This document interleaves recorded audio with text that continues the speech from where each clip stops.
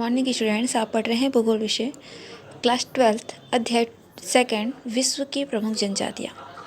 विश्व की प्रमुख जनजातियों में हम एस्किमो पढ़ चुके थे और इसके बाद बुशमैन आपका कंप्लीट हो चुका था।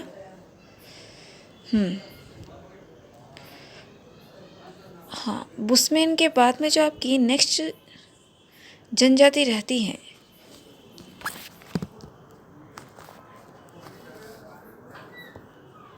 वह है भील जनजाति। इसको पढ़ना स्टार्ट करेंगे। भील जनजाति को, यह जो है राजस्थान की आदिवासी जनसंख्या की दृष्टि से भीलों का द्वितीय स्थान है। सबसे पहले तो ये भील जनजाति है कहाँ की, किस क्षेत्र में ये जनजाति निवास करती है। जो राजस्थान वाला भारत का जो राजस्थान का क्षेत्र है वहाँ पर ये भील जनजाति जो है निवास करती है। जैसा कि मैं आपको पहले भी जो है क्लास में आपको बता चुकी हूँ कि आपको यह देखने की ज़रूरत होती है किसी भी जनजाति को पढ़ने के लिए उसका क्षेत्र कहाँ है, उस क्षेत्र की विशेषता क्या है। तो हम यहाँ पर देख रहे हैं कि भील जो जनजाति है कौन से क्षेत्र की है, राजस्थान की है। तो राजस्थान के विषय में सभी जो है भली भांति जानते हैं इसके इन्वायरमेंट के बारे में। तो यह जो है आपको इसको विस्तार पूर्वक समझाने की ज़रूरत नहीं है। राजस्थान की जलवायु या उसका जो दृष्टिकोण रहता है राजस्थान के, उसके लिए ठीक है। क्योंकि राजस्थान ऐसा राज्य है जहाँ पर पूरे भारत की जो प्राकृतिक विभिन्नताएं, भौगोलिक विभिन्नताएं हम देखते हैं वो सिर्फ एक राजस्थान में देख लेते हैं। राजस्थान में पहाड़ है, पर्वत है, पठार है, मैदान है, नदियाँ हैं, पर्वत है, पठार है, नदियाँ हैं, मैदान है और रेगिस्तान भी है।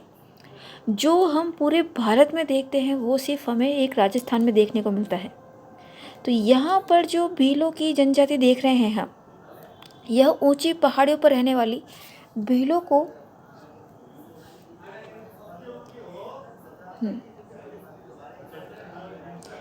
को पालवी तथा मैदानों में रहने वाले भीलों को वांगड़ी कहते हैं। अंडरलाइन करेंगे, भीलों को यहाँ पर दो भागों में विभाजित किया है। जो भील ऊंची पहाड़ियों पर रहेंगे उसको क्या बोला जा रहा है, पालवी। क्या कहा जा रहा है, पालवी। और जो मैदानों में रहने वाले भील हैं उनको क्या कहा जा रहा है, वांगड़ी। तो पालवी और वांगड़ी ये नाम आपको पता होना चाहिए भीलों के विषय में।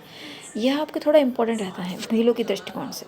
वैसे तो आपके एस्किमो और बुशमैन सबसे ज़्यादा इंपॉर्टेंट रहता है आपके मेन एग्ज़ाम जो होते हैं उसके लिए।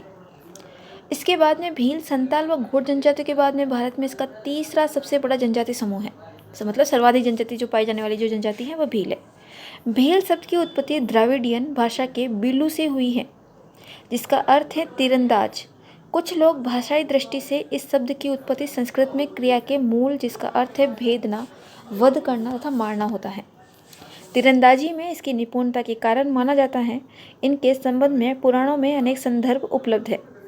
भीलों की उत्पत्ति महादेव के पुत्र निषाद से हुई है। यह जो है आपको इतना इसमें कुछ समझाने वाला है नहीं, आप इसको थोड़ा एक बार पढ़ लें तो ज़्यादा सही रहेगा। भीलों की उत्पत्ति महादेव के पुत्र निषाद से हुई है। निषाद के पिता महादेव के बेल नंदी को मार दिया था जिसे दंड स्वरूप पर्वतीय क्षेत्रों में निर्वासित कर दिया। महाभारत महाकाव्य में इनका संबंध एकलव्य से है। रामायण काल में श्री राम को सबरी ने सीता की खोज के दौरान दंडकारण्य वन में बेर खिलाए थे। कर्नल टोड के अनुसार ये तत्कालीन मेवाड़ राज्य की अरावली पर्वत श्रेणियों में रहने वाले लोग हैं जिन्होंने महाराणा प्रताप की अकबर के विरुद्ध युद्ध में मदद की थी। ऐतिहासिक दृष्टि से इस जनजाति ने डांगरिया जो कि डूंगरपुर में है, बांसिया जो कि बांसवाड़ा में, कोटिया जो कि कोटा में, देवावा जो उदयपुर में शासन किया था। ये कुछ एक स्टोरी दे रखी है।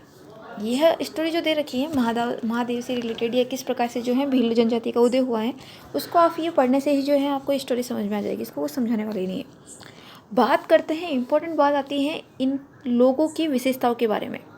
इन लोगों की विशेषता क्या होती है भील जनजाति लोगों की, तो ये लोग जो होते हैं नाटे कद के होते हैं। इनका रंग जो है गहरा काला होता है। इनकी नाक चौड़ी होती है। इनके आंखें लाल, बाल रूखे होते हैं, जबड़ा कुछ बाहर निकला हुआ होता है। इनका शरीर सुगठित सुडौल होता है। ये लोग परिश्रमी, ईमानदार होते हैं। चोरी करने को धार्मिक पाप मानते हैं और ये आज़ादी प्रेमी होते हैं। यह है इन लोगों की क्या है, विशेषताएं। जो भील जनजाति है इनकी यह क्या है, विशेषता। नेक्स्ट पॉइंट आता है इनका निवास क्षेत्र। यह जनजाति निवास कहाँ करती हैं, ये तो हमने पढ़ लिया कि राजस्थान में निवास करती हैं, लेकिन ये दो क्षेत्रों में, राजस्थान के जो दो क्षेत्र हैं, एक तो ऊंची पहाड़ियाँ जहाँ के भीलों को पालवी कहते हैं और दूसरे जो है मैदानी में जिनको हम वांगड़ी कहते हैं। ठीक है, तो इनका निवास क्षेत्र जो है जो पर्वतीय क्षेत्रों में निर्जन और दुर्गम क्षेत्र पर्वतीय क्षेत्र में निवास करते हैं। ये लोग कहाँ रहेंगे? तो जाहिर सी बात है, यहाँ पर पर्वतीय क्षेत्र कौन कौन से हो जाएगा? मुख्य रूप से अरावली। जब हम उत्तर पश्चिम से दक्षिण पूर्व की ओर प्रस्थान करते हैं दक्षिणी क्षेत्र में, पठारी क्षेत्र में, तो वहाँ पर हमको विंध्याचल और सतपुड़ा की पहाड़ियाँ नजर आती हैं। उन वन क्षेत्रों में यहाँ निवास करते हैं। यहाँ हम ओवरऑल सिर्फ राजस्थान की बात नहीं कर रहे, भारत की बात कर रहे हैं। अरावली राजस्थान का क्षेत्र है। विंध्याचल सतपुड़ा जो है ये मध्य प्रदेश के साइड में आता है। आपको मैप में देखना है विंध्याचल और सतपुड़ा की पहाड़ियाँ कहाँ पर स्थित हैं।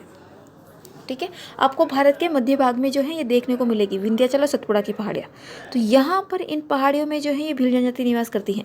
इसके अलावा अगर मैं राज्यों की बात करूँ कि किन किन राज्यों में ये जनजाति निवास करती हैं, तो वह राज्य होंगे आपके राजस्थान, मध्य प्रदेश, गुजरात व महाराष्ट्र। ठीक है, ये भारत का ये वाला क्षेत्र ही होगा पूरा, जिसमें आपका राजस्थान आ जाएगा, गुजरात आ जाएगा, महाराष्ट्र आ जाएगा, मध्य प्रदेश आ जाएगा।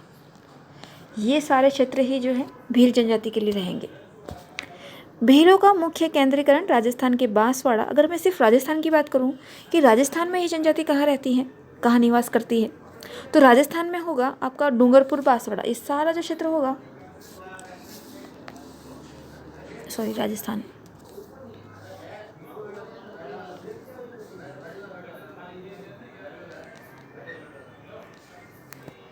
अगर सिर्फ मैं राजस्थान की बात करते हैं, हाँ, तो राजस्थान में ये हो गया आपका डूंगरपुर, बांसवाड़ा, ये हो गया उदयपुर, चित्तौड़गढ़।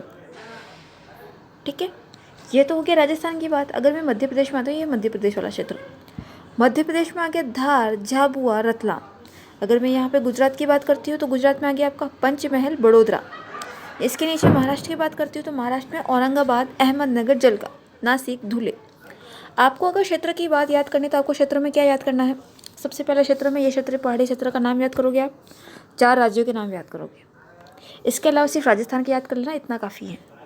ठीक है, अगर याद नहीं होता है तो बात कर रही हूँ मैं, जिन स्टूडेंट्स को याद नहीं होता है तो मैं इम्पोर्टेंट बता रही हूँ कि आपको यह तो याद होना ही चाहिए, 4 राज्यों के नाम और राजस्थान में कौन सा क्षेत्र है। और यह भी याद नहीं होता तो यह क्षेत्र याद रखना है सिर्फ आपको।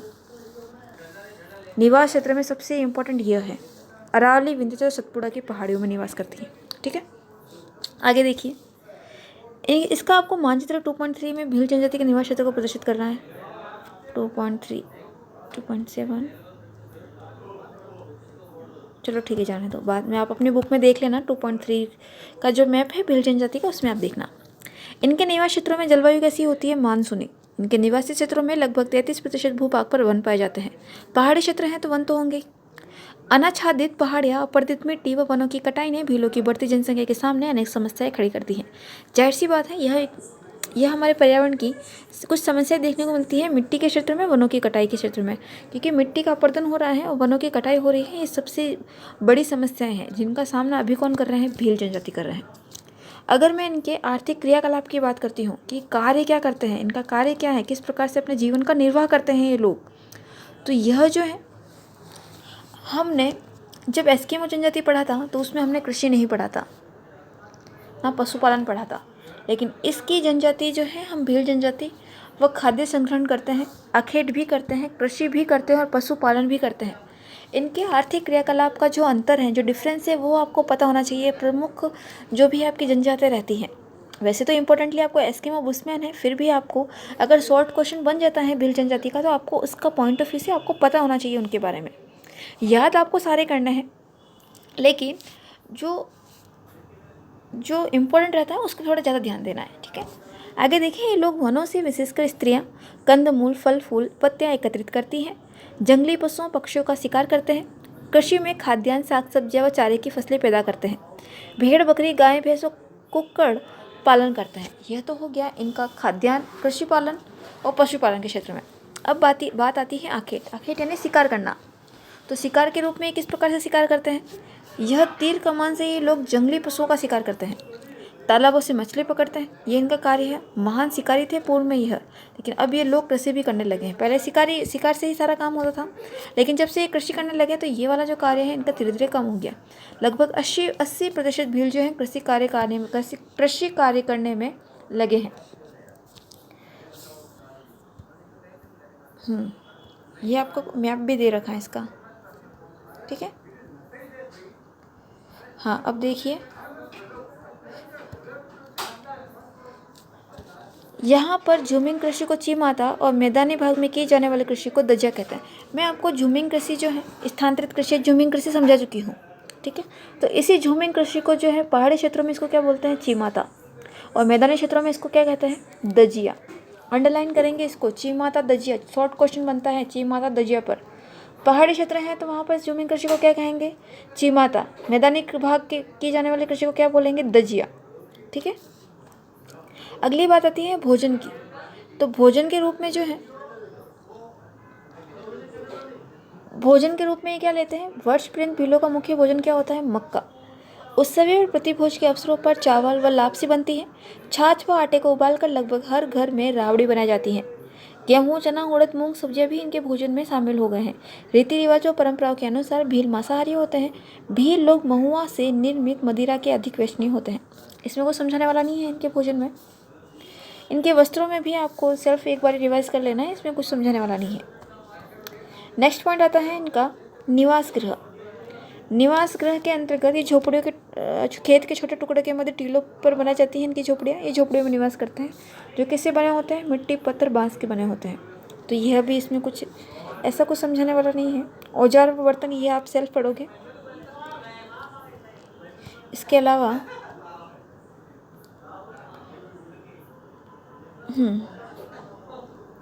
समाज व संस्कृति। अगर मैं भील जनजाति के समाज व संस्कृति की बात करूं तो यहाँ पर भील जो है पितृसत्तात्मक समूह व कुलों से संगठित है। मतलब कि पुरुष प्रधान जो है इनका मुखिया कौन होता है, पिता होता है, पुरुष होता है, इसलिए पितृसत्तात्मक है इनका समूह। कुल के लोग अलग अलग गाँवों में रहते हैं। प्रत्येक कुल अपना गण चिन्ह होता है इनका। भील युवा हो या वृद्ध, उसकी पत्नी जरूर होती है, चाहे वह सामान्य विवाह से हो या भगाकर लाई गई विवाह में। बहुपत्नी प्रथा भी पाई जाती है। मैंने आपको यह क्लास में एक बात बता चुकी हूँ, बहुपत्नी वाली। यह प्रथा जो है बहुपत्नी वाली, यह होती है भील जनजाति में, जिसकी एक से अधिक क्या होती है, पत्नियाँ होती हैं, ठीक है।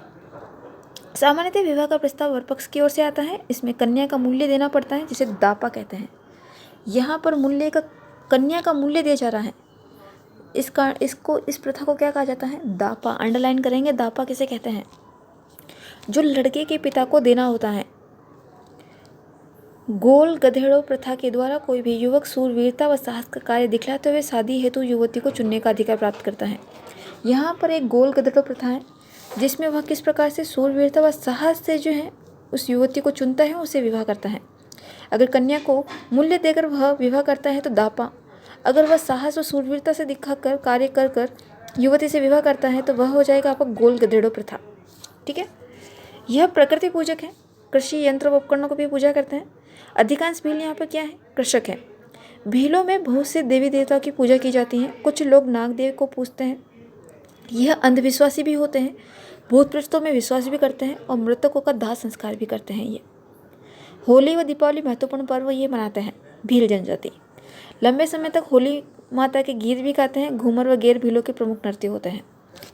भील जनजाति के नृत्य घूमर व गेर अंडरलाइन करेंगे सभी। वैसे तो पूरा ही अगर सामाजिक इसका आ जाता है, अगर पूरा भील जनजाति के बारे में आता है तो सारे पॉइंट्स आपको लिखने ही होते हैं, ठीक है। राजस्थान में सोम, जाखम, माही से बनी त्रिवेणी पर भीलों का मुख्य प्रमुख बेणेश्वर मेला जनवरी फरवरी माह में लगता है।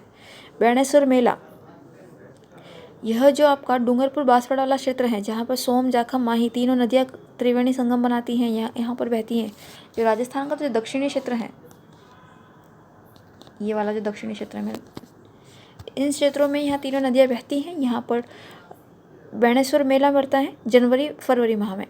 ये मेला शिव की आराधना हेतु लगता है। ये लोग यह आग के चारों ओर नृत्य करते हैं एवं गीत गाते हैं। रात्रि में लक्ष्मी नारायण मंदिर में रासलीला का आनंद लेते हैं।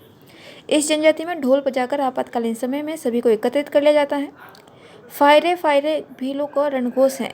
इनका रणघोष क्या है, फायरे। मुख्य समस्त पाल का मुख्य क्या कहलाता है, गेमती। इनका मुख्य को गेमती कहा जाता है। जो इस प्रकार के इनका शासन है, मार्गदर्शन को बोलावा कहा जाता है, ठीक है। इनका सामाजिक जीवन की बात करते हैं हम। भीलों के कई पितृवंशीय गोत्र होते हैं, जिन्हें क्या कहा जाता है, अटक। पितृवंशीय गोत्र, सभी को पता है गोत्र क्या होता है। सभी के कास्ट में अलग अलग गोत्रों में विभाजित होते हैं। भीलों में विवाह संबंध स्वयं के गोत्र से अन्य गोत्र में होते हैं। वैसे तो सभी का धर्म, जैसे कि सबसे पहले तो एक धर्म होता है, हिंदू धर्म, मुस्लिम धर्म, इस प्रकार से सभी को पता है। उस धर्म के बाद में अगर हिंदू धर्म भी है तो उसमें होता है कास्ट। ठीक है, सभी को पता है कास्ट किस किस प्रकार की होती है। कोई चौधरी होता है, कोई राजपूत होता है, कोई गुर्जर होता है, मतलब बहुत सारी जातियाँ होती हैं। लेकिन अगर मैं कहूँ जैसे एक जाति ले ली, राजपूत जाति ले ली, तो उस जाति के अंतर्गत भी क्या होता है, उसको भी वापस डिवाइड कर रखा है। किसमें? गोत्र में। धर्म से जाति और जाति से गोत्र, इस प्रकार से जो है बड़े से छोटे रूप में इस बार डिवाइडेशन कर रखा है। तो जाति में भी क्या होता है, गोत्र होते हैं, डिवाइडेशन होता है वापस से। तो यहाँ पर संबंध स्वयं के गोत्र से अन्य गोत्र में होते हैं इनका विवाह। एक ही गोत्र से नहीं होगा, अन्य गोत्र से होता है। इसके विषय में सभी जानते हैं गोत्र के विषय में।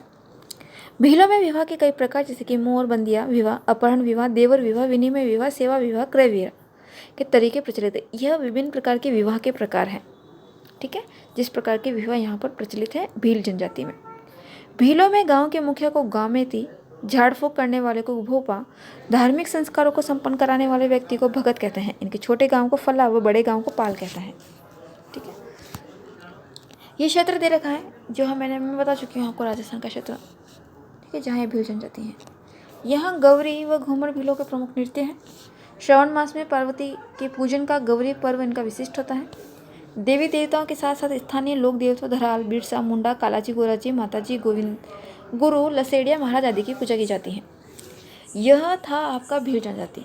अब आधुनिक धीरे धीरे इसका विकास हो रहा है और आधुनिक कल्चर से जो है ये जुड़ता जा रहा है। बस यही है, ये सारा जो है आप सेल्फ पढ़ लोगे तो आपको पता चल जाएगा। ठीक है, तो यह था आपका भील जनजाति। ठीक है, कल की क्लास में नेक्स्ट क्लास जो रहेगी वह रहेगी आपकी गोंड जनजाति का। ठीक है, आज के लिए इतना ही। Thank you.